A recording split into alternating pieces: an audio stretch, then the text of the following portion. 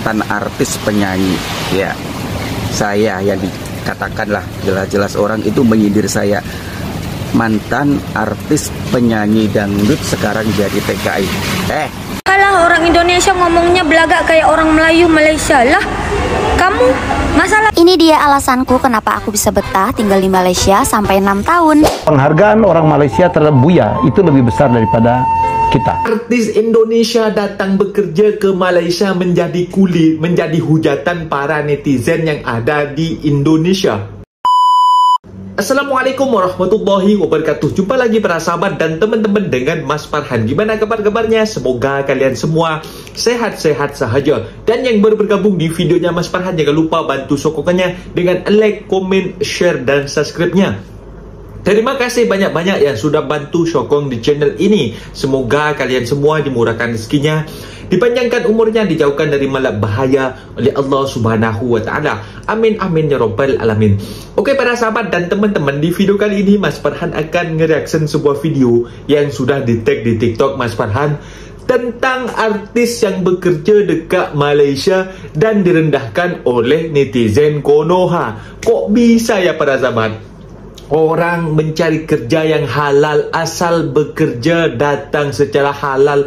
Orang Malaysia itu sangat terbuka menerima asal datang secara halal para sahabat. Asal jangan datang secara haram saja. Kalau memang datang secara haram, memang orang Malaysia dan juga bos Malaysia itu sekarang ini tidak menerima para sahabat. Takut karena pun ada denda apabila terkena oleh operasi dari Jabatan Imigresen ataupun dari polis-polis diraja Malaysia pada sahabat. Jadi kalau yang datang secara halal, tak perlulah kalian untuk selalu menghujat orang yang meskipun artis. Kalau ada di atas, ada di bawah. Kadang kita ada di atas, kadang kita ada di bawah, macam itu para sahabat. Dan bukan hanya setakat artis ya, orang biasa pun, para TKI, TKW yang selalu menyuarakan dirinya tentang apa yang mereka kerjakan dekat Malaysia, tentang adanya parking, tidak ada pemalakan parking, tidak ada oknum-oknum. Sama orang yang pun sama ketua netizen pun kita selalu dihujat dan dibenci para sahabat. Dan para sahabat penasaran seperti apa video tentang mantan artis yang bekerja dekat Malaysia, penjual burger. Ini dia videonya. Ini dia alasanku kenapa aku bisa betah tinggal di Malaysia sampai 6 tahun. Yuhu, sekarang aku udah 6 tahun tinggal di Malaysia dan sekarang aku mau ceritain ke kalian kenapa sih aku kok bisa betah di Malaysia. Oh ya, sebelumnya aku kasih tahu dulu, aku di Malaysia ini kerja as a factory worker atau pekerja kilang. Hal pertama yang membuat aku betah di Malaysia itu sih makanannya ya, karena di Malaysia ini makanannya tuh hampir sama kayak di Indonesia, malah banyak banget resto Indonesia di Malaysia. Yang kedua yang bikin betah itu lingkungannya. Alhamdulillah di Malaysia ini aku dapat lingkup pertemanan yang sangat baik. Menurutku ini yang paling berpengaruh kalau kita tinggal di perantauan ya, karena baik buruknya kita itu tergantung dengan lingkungan kita guys. Yang ketiga itu public transportnya banyak, jadi kita kalau mau kemana pun lebih mudah dan harganya juga relatif lebih murah. Terus di Malaysia itu banyak banget tempat menarik yang bisa kita kunjungin, jadi kita nggak bosen kalau tinggal di sini guys. Kita bisa explore banyak hal, mulai dari makanan, tempat rekreasi, ataupun tempat hiburan. Pokoknya banyak deh, kalian nggak akan bosan kalau tinggal di Malaysia. Oh ya, sebelumnya ini opini aku sebagai worker yang tinggal di Kuala Lumpur ya guys khususnya. Terus lagi, orang Malaysia itu semuanya baik-baik asalkan kita sebagai warga asing bisa menaati segala aturan yang ada di negara ini. Pokoknya sih kuncinya saling menghargai aja guys. Kita menghargai orang sini, mereka juga bakalan menghargai kita. Terus apalagi ya yang bikin betah tinggal di Malaysia? Kayaknya banyak banget deh, tapi aku nggak bisa sebutin semuanya. Kalau kalian, apa yang bikin kalian betah di Malaysia? Oh ya, pasti ada yang bilang gaji ya. Menurut aku gaji ini hampir sama sih kayak di Indonesia. Cuma plusnya kerja di Malaysia ini nggak terlalu banyak aturan kayak di Indonesia. Contohnya mata aku tuh minus. Kalau di Indonesia nggak bakalan bisa keterima guys kerja di pabrik. Tapi di Malaysia ini masih bisa menerima pekerja dengan mata yang minus. Terus tingginya nggak harus 150 lebih. Dan lagi kerja di sini itu banyak banget fasilitas yang aku dapatkan. Kapan-kapan aku jelasin ya fasilitas apa aja yang aku dapatkan selama bekerja di Malaysia. Oh ya, by the way, ini tuh videonya random semua, jadi nggak nyambung banget sama apa yang aku ceritakan di video ini. So, terima kasih sudah menonton. Kemarin ada yang tanya sama Bang Arul ya, mantan artis penyanyi ya. Saya yang dikatakanlah jelas-jelas orang itu menyindir saya, mantan artis penyanyi dangdut sekarang jadi TKI. Emang saya salah kalau saya jadi TKI di Malaysia? Nggak ada salah kok saya jadi TKI di Malaysia. Saya mencari rezeki halal ya. Yang penting aku pernah merasakan dunia gemerlap jadi seorang penyanyi dangdut dari panggung ke panggung. Kalau toh saya menjadi TKI di Malaysia, saya halal kok kerja. Banyak kok artis-artis yang hijrah, jualan, niaga, termasuk saya. Jadi nggak ada masalah buat saya kalau saya seorang penyanyi dangdut terus sekarang jadi TKI di Malaysia, nggak ada yang salah. Lu aja yang peres. Kalah orang Indonesia ngomongnya belagak kayak orang Melayu Malaysia lah. Kamu, masalah dekat kamu itu apa? Masalahnya dekat kamu apa? Kenapa rupanya kalau orang Indonesia nggak boleh pakai bahasa Malaysia macam itu? Aku duduk dekat Malaysia nggak salah juga, aku sedikit-sedikit terikut bahasa Melayunya itu, bukannya salah pun. Bukannya kalau aku orang Indonesia aku guna bahasa Melayu terus aku kena dendam, nggak kan? Nggak ada larangan kan? Lepas itu hubungannya sama kamu apa? Lagian pun dekat video aku itu aku buat campur-campur.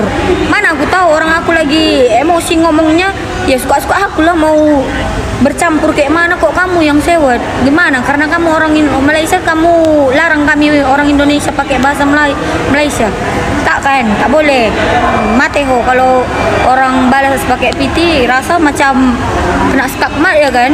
Tapi suka julid dekat video orang macam ni lah. Tuh nih. Awalnya gue gak tertarik ke negara ini karena gue skeptis apa bedanya sama Jakarta. Tapi gue liat-liat kok orang-orang banyak ya yang kesini.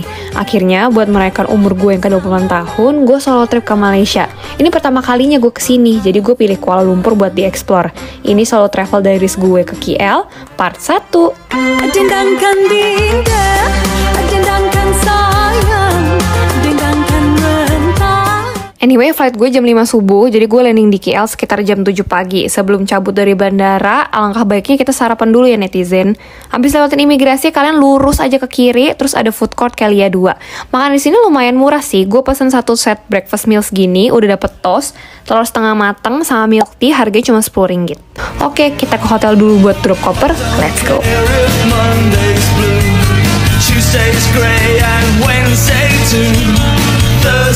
Dari airport ke hotel, kita bisa naik bus, grabcar atau kereta. Tapi buat mempersingkat waktu, gue naik KL Express cuma sekitar 30 menit, terus lanjut naik monorail.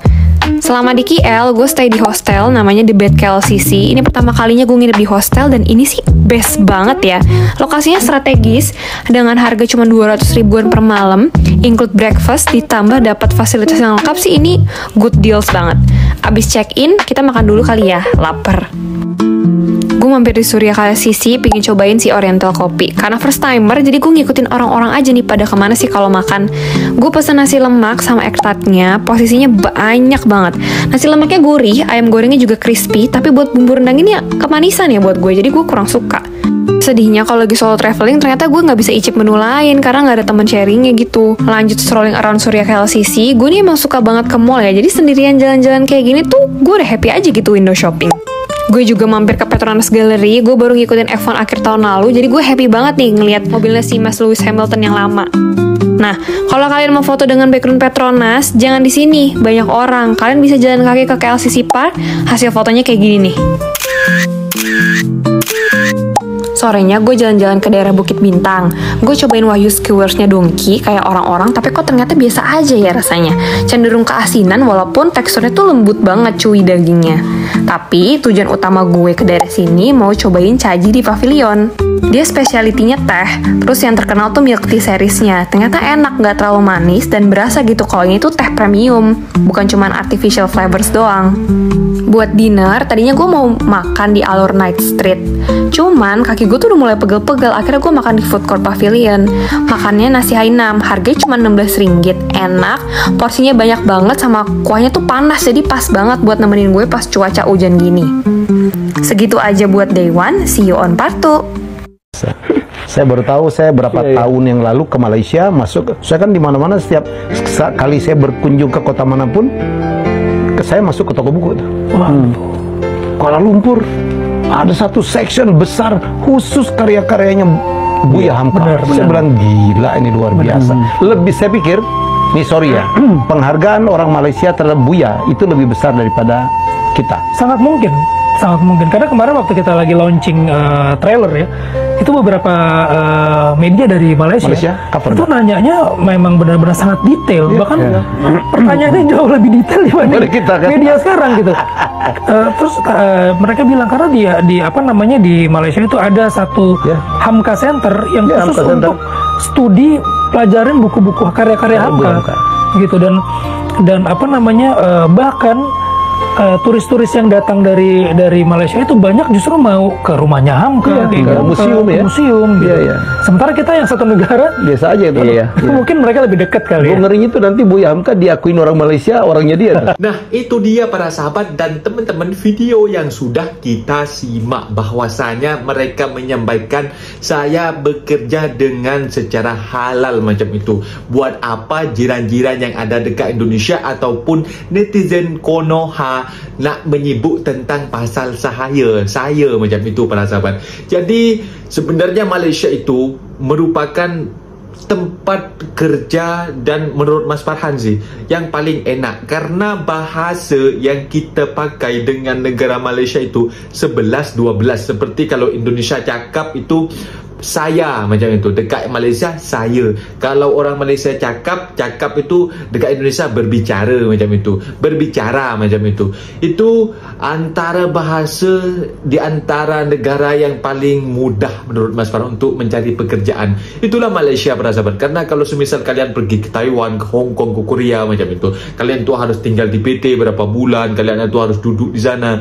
Makanya banyak orang sampai rela datang masuk secara haram lewat belakang. Tapi orang Malaysia memang tak suka kalau memang mereka itu sampai nekat lalu belakang macam itu. Karena apa?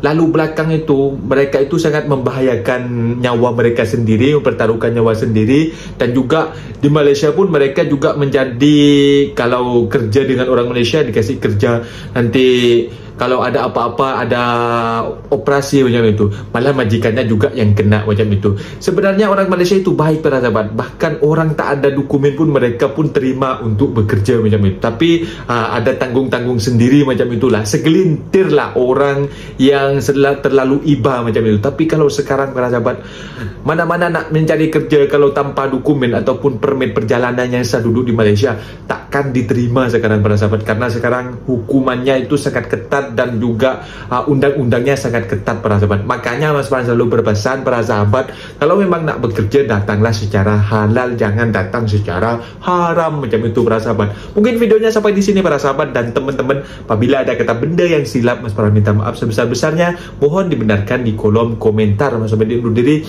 Assalamualaikum warahmatullahi wabarakatuh.